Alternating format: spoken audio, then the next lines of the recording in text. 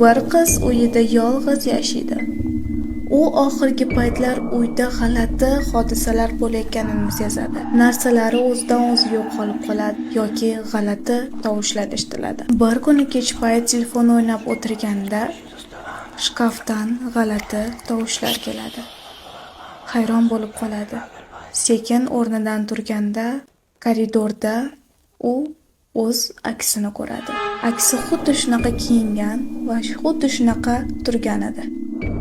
Lekin uni ko'zlari boshqacha va kulib turardi. Kulib, sekin qo'lini ko'tarib, svetni o'chirib qo'yadi. Qiz yugurib borib svetni yoqqanda xonada hech kim bo'lmaydi. Lekin oynaga qaraganda aksi unga kulib qarab turgan bo'ladi.